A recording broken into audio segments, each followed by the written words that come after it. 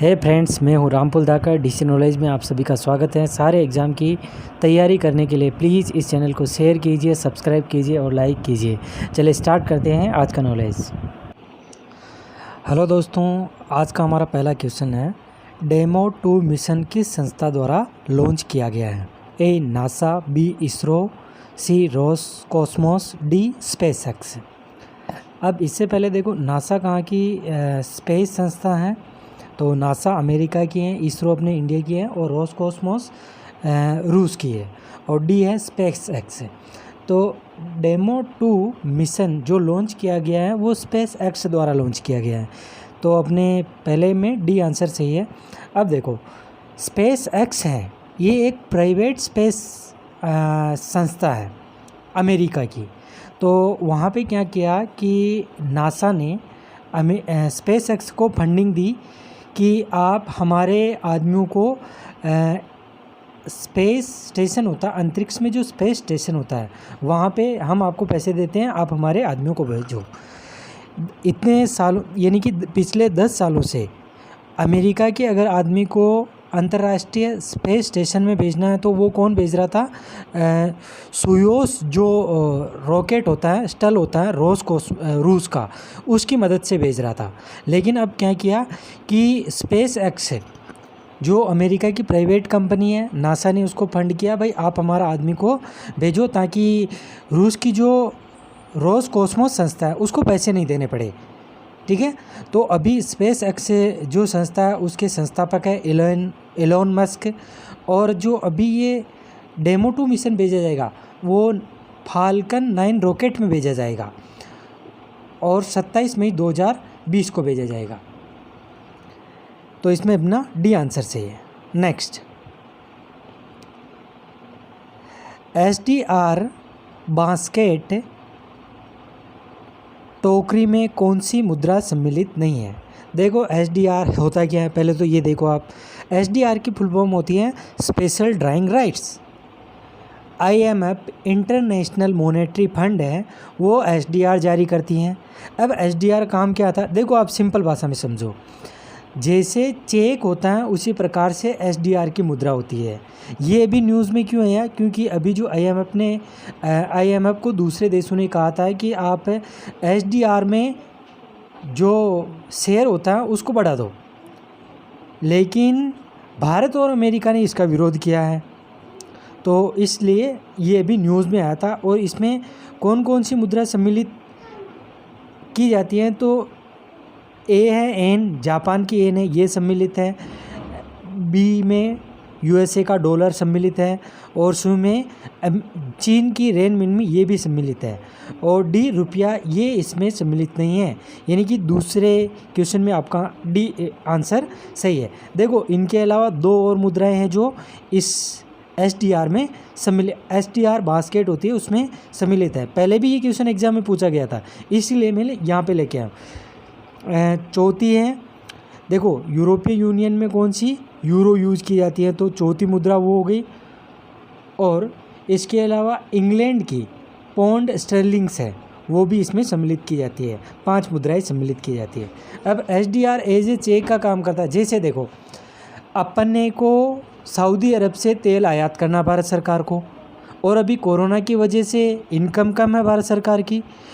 अगर ज़रूरत पड़ी और पैसे नहीं हैं, अपने को सऊदी अरब से तेल का आयात करना है, तो अपन क्या है, भारत सरकार जाएगी IMF के पास, इंटरनेशनल मॉनेटरी फंड के पास, और उसे कहेगी कि आप हमें SDR स्पेशल ड्राइंग राइट्स दे दो, ताकि वो अपन SDR लेके फिर सऊदी अरब के पास जाएंगे और जितने की अपनी शेयर होगा, यानी कि SDR की जितनी वैल्यू होगी उतने का तेल वो अपने को दे देगा। तो इसमें अपना डी आंसर सही है। नेक्स्ट, हाल ही में किस देश ने वर्चुअल डोप टेस्ट शुरू किया है? देखो, डोप टेस्ट होता क्या है? ये एथलेटिक्स खिलाड़ी होते हैं, उनके लिए वर्ल्ड एंटी डोपिंग एजेंसी है, उसके द्वारा हर देश की संस्था है, एंटी डोपिंग एजेंसी है, भारत में है, अमेरिका में है, सभी देशों में है। तो इनको नियंत्रित वर्ल्ड एंटी डोपिंग एजेंसी करती है। तो वो कोई भी एथलेटिक्स उसकी स्किल को इन्हेंस करने वाला ड्रग्स तो नहीं ले रहा है, कोई मेडिसिन तो नहीं ले रहा है। इसको चेक करने के लिए एंटी डोपिंग टेस्ट होता है। तो अभी कोरोना चल रहा है, एंटी डोपिंग टेस्ट कैसे लिया जाता है कि एथलेटिक्स को, जो वर्ल्ड एंटी डोपिंग एजेंसी है उसमें एक रूल्स हैं, वेयर अबाउट रूल्स, उसके अकॉर्डिंग कोई भी खिलाड़ी है तो उसे दिन में भाई 1 घंटा वो कहाँ पे रहेगा, ये वहाँ की एंटी डोपिंग एजेंसी को सूचना देनी होगी। भाई जैसे कि मैं 4 से 5 मेरे घर पे रहूँगा, ऑफिस में रहूँगा, जहाँ पे भी रहूँगा, ये सूचना उनको देनी होती है। और वो फिर अचानक से अपने घर पे आएंगे, कभी भी आ सकते हैं, अचानक से आएंगे और अपना किसी भी एथलेटिक्स का एंटी डोपिंग टेस्ट करेंगे। तो अभी तो कोरोना वायरस की वजह से ये संभव नहीं है। तो फिर क्या किया है कि अमेरिका ने ये वर्चुअल डोप टेस्ट स्टार्ट किया अमेरिका ने। तो उन्होंने क्या किया कि एक किट उनके पोस्ट से उनके घर भेज दिया और वीडियो कॉल से उसका टेस्ट किया जाता है। तो वर्चुअल डोप टेस्ट अमेरिका ने शुरू किया है। इसमें ए आंसर सही है। नेक्स्ट, नए नियम के अनुसार अगर भारत की बॉर्डर से लगे देशों की कोई कंपनी भारत में एफडीआई निवेश करना चाहे तो उसे किसकी अनुमति लेनी होगी। देखो अभी हाल ही में क्या हुआ था, जो एचडीएफसी बैंक, देखो एचडीएफसी बैंक अलग है, एचडीएफसी लिमिटेड अलग है। तो एचडीएफसी लिमिटेड में चाइना के बैंक ने, पीपुल्स बैंक ऑफ चाइना ने उसमें अपनी हिस्सेदारी 0.8 तो उसकी पहले थी, उसे और ख़रीद कर 1.01% कर लिया है। यानी कि अभी पीपुल्स बैंक ऑफ चाइना ने एचडीएफसी लिमिटेड में हिस्सेदारी खरीदी थी। क्यों? क्योंकि अभी अर्थव्यवस्था में मंदी का दौर चल रहा है, इसलिए एचडीएफसी लिमिटेड के शेयर नीचे आ गए थे और चीन के पीपुल्स बैंक ऑफ चाइना ने वो हिस्सेदारी खरीद ली। तो इसको देखते हुए कि क्योंकि कोई भी संस्था होती है, अगर उसमें विदेश की दखल, जैसे चीन जैसे देश का शेयर ज़्यादा हो जाएगा तो फिर कोई भी डिसीजन लेने के लिए चीन को पूछना पड़ेगा अपने को। तो इसको ध्यान में रखते हुए हाल फिलहाल के लिए कुछ, जब तक ये कोरोना का प्रभाव अर्थव्यवस्था पर रहेगा, भारत सरकार ने क्या निर्णय लिया कि देखो 2 चीज़ें होती है, एक तो एफडीआई फॉरेन डायरेक्ट इन्वेस्टमेंट और एक होता है एफपीआई फॉरेन पोर्टफोलियो इन्वेस्टमेंट।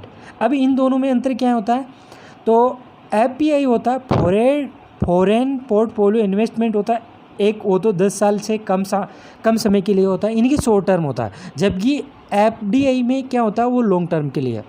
और एफपीआई में क्या होता है कि इसमें कोई भी कंपनी है, जैसे एचडीएफसी लिमिटेड कंपनी है, तो फॉरेन पोर्टफोलियो इन्वेस्टमेंट के थ्रू कोई इन्वेस्टर इन्वेस्ट करता है एचडीएफसी लिमिटेड में, तो 10% से कम के ही शेयर खरीद सकता है, उससे ज़्यादा के नहीं खरीद सकता।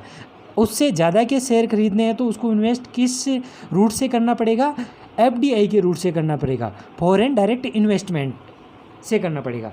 और इसमें क्या होता है, एफपीआई किस लिए होता है कि इसमें कोई भी, जैसे अभी शेयर मार्केट डाउन है तो उसको ख़रीद लेगा, जैसे ही शेयर मार्केट बढ़े तो कोई भी फॉरेन इन्वेस्टर अपने शेयरों को बेच के प्रॉफिट कमा के चला जाएगा। ये होता है एफपीआई में, फॉरेन पोर्टफोलियो इन्वेस्टमेंट में, और एफडीआई में लंबे समय के लिए होता है। तो इस डर को देखते हुए कि कहीं चीन, अभी जो कोरोना वायरस की वजह से भारत की कंपनियों के शेयर डाउन चल रहे हैं, उसमें चीन अपनी हिस्सेदारी बढ़ा नहीं दे, उसके लिए अभी एक नया नियम बनाया गया है भारत की मिनिस्ट्री ऑफ कॉमर्स इंडस्ट्री ने, कि अगर कोई भी कंपनी शेयर खरीदती है भारत के बॉर्डर से लगे हुए, उसमें चीन आ गया, तो भारत की कैबिनेट से उसको स्वीकृति करानी होगी। यानी कि सेबी तो देखते ही हैं। तो इसमें अपना आंसर कौन सा सही हो गया, सी आंसर सही हो गया कि अगर पड़ोसी देश, बॉर्डर से सटा हुआ देश कोई भी एफडीआई में निवेश करना चाहता है तो उसके भारत के कैबिनेट से स्वीकृति लेनी होगी, फिर ही वो किसी भी कंपनी में इन्वेस्ट कर सकता है। नेक्स्ट,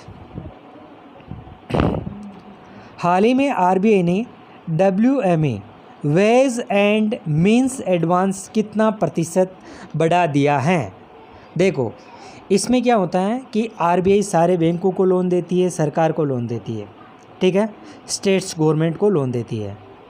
तो वो तो रिपो रेट पे भी ले सकते हैं। जैसे अपनी रिपो रेट कितनी है 4.4%, अपनी अभी की रिपो रेट है। कोई भी स्टेट गवर्नमेंट या इंडिया गवर्नमेंट आरबीआई से इस रेट पे लोन ले सकती है। लेकिन आरबीआई क्या करता है कि जैसे भारत सरकार आरबीआई से रिपो रेट पर 1 करोड़ रुपए का लोन ले सकेगा, उससे ज़्यादा की अगर आवश्यकता पड़ गई तो फिर क्या करेगा आरबीआई, यानी कि भारत सरकार को आरबीआई से WMA वे एंड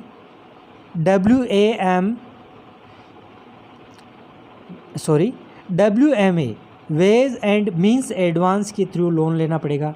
अब देखो इसके थ्रू कोई भी संस्था लोन लेती है तो उसको एक तो रिपो रेट से 2% अतिरिक्त ब्याज रिजर्व बैंक को देना पड़ेगा, और ये ब्याज 3 महीने में सरकार को लौटाना पड़ेगा। क्योंकि अभी कोरोना वायरस चल रहा है, जो सरकार की आय होती है वो अभी कम हो गई या रुक चुकी है, कई क्षेत्रों से इनकम नहीं हो रही है। तो फिर ज़रूरत पड़ी तो भारत सरकार या कोई भी राज्य सरकार 2% अतिरिक्त ब्याज पर WMA ways and means advance RBI से ले सकती है। इसकी सीमा कितनी बढ़ाकर कितनी कर दी है, पहले ये 30% थी, अब इसको बढ़ाकर 60% कर दिया गया है। तो इसमें आपका डी आंसर सही है। नेक्स्ट, कोविड-19 की जांच के लिए किस देश के वैज्ञानिकों ने AI आर्टिफिशियल इंटेलिजेंस सॉफ्टवेयर विकसित किया है। ये भारत के वैज्ञानिकों ने किया है। इसमें सी आंसर सही है। भारत के वैज्ञानिक जो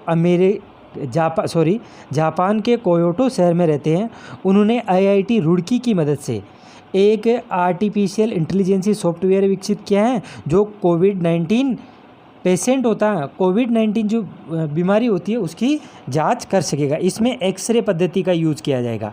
और दूसरा टेस्ट कौन सा होता है, एक होता है पॉलीमरेज चेन रिएक्शन PCR होता है, वो बहुत ही महंगा होता है और बहुत ही ज़्यादा टाइम लगता है। लेकिन आर्टिफिशियल इंटेलिजेंस सॉफ्टवेयर से ये बहुत ही कम समय में और कम लागत पर किया जाएगा। तो ये भारत के वैज्ञानिकों ने बनाया है। नेक्स्ट, हाल ही में 2020 के लिए आसियान की अध्यक्षता किसे देश को मिली है। A Thailand, B Indonesia, C Malaysia और डी वियतनाम।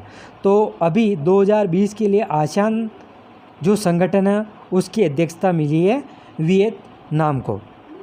ठीक है, देखो वियतनाम के बारे में एक पहले भी क्वेश्चन आया था कि वियतनाम में कौन सी मुद्रा यूज की जाती है। तो वियतनाम में Vietnamese Dong DONG Vietnamese Dong मुद्रा यूज़ की जाती है। वियतनाम की राजधानी कहाँ पे, तो होनई HONOI होनई में वियतनाम की राजधानी है। अब देखो आसियान की स्थापना कब हुई थी। आसियान की स्थापना हुई थी 8 अगस्त 1967 को 1967 को। इसमें टोटल मेंबर कंट्री कितने हैं, 10 मेंबर कंट्री, 10 मेंबर कंट्री है जिसमें भारत नहीं है। और इसकी राजधानी कहाँ है, जकार्ता में है। देखो अब जकार्ता, इंडोनेशिया जो जकार्ता की राजधानी है वहाँ आसियान का मुख्यालय है, उसको अब शिफ्ट करने की बातें चल रही है। अभी शिफ्ट नहीं किया गया है, शिफ्ट कर देंगे। कालीमेंटोन जो बोर्नोई आइलैंड पर स्थित है, जो इंडोनेशिया का शहर है कालीमेंटोन, वहाँ पे शिफ्ट की जाएगी। क्यों, क्योंकि जकार्ता दुनिया का सबसे तेज़ी से बढ़ने वाला शहर है। और आसियान की फुल फॉर्म क्या होती है, तो association of south east Asian Nations. और आसियान के सेक्रेटरी जनरल कौन है, लिम जोक होई इसके सेक्रेटरी जनरल है। नेक्स्ट, हाल ही में जारी SBI की एकोरेप की रिपोर्ट के अनुसार वित्त वर्ष 2021 में भारत की GDP कितने प्रतिशत तक गिर सकती है। तो एकोरेप, SBI की एकोरेप रिपोर्ट के अनुसार भारत की 2021 में GDP 1.1% तक गिर सकती है। इसमें अपना बी आंसर सही है। नेक्स्ट, नॉर्मन हंटर का निधन हुआ है, वह कौन थे। ए फुटबॉलर, बी लेखक, सी पत्रकार, डी गायक। तो नॉर्मन हंटर जो इंग्लैंड के मशहूर फुटबॉल खिलाड़ी थे, तो आपको नाम याद रखना दोस्तों, नॉर्मन हंटर फुटबॉल खिलाड़ी थे, ये आंसर सही। नेक्स्ट, हाल ही में आई रिपोर्ट के अनुसार दुनिया का सबसे डिजिटली निपुण राष्ट्र कौन है? ए अमेरिका, बी ब्रिटेन, सी भारत, इनमें से कोई नहीं। तो इसमें आपका सी आंसर सही है। देखो ये रिपोर्ट आई, इसमें डिजिटली निपुण राष्ट्र में ए पहले स्थान पर है भारत, दूसरे स्थान पर है ब्रिटेन और तीसरे स्थान पर है अमेरिका। तो इसमें अपना सी आंसर सही है। नेक्स्ट, हाल ही में किस देश के राष्ट्रपति ने अपने किसानों के लिए 19 अरब डॉलर के राहत पैकेज की घोषणा की है? A America, B Japan, C France और डी चीन। तो इसमें ए आंसर सही है। अमेरिका के राष्ट्रपति डोनाल्ड ट्रंप ने 19 अरब डॉलर के राहत पैकेज की वहाँ के किसानों के लिए घोषणा की है। नेक्स्ट, किस मोबाइल ऐप ने 13 दिन में सबसे अधिक डाउनलोड किए जाने का रिकॉर्ड बनाया है? तो ए है कोरोना केयर, बी है कोरोना कवच, सी है कोरोना रथ, डी है आरोग्य सेतु। तो आरोग्य सेतु ऐप ने अभी हाल ही में ये 13 दिन में सबसे अधिक डाउनलोड की जाने वाली ऐप बन गई है। तो इसमें आपका डी आंसर सही है। Thank you friends.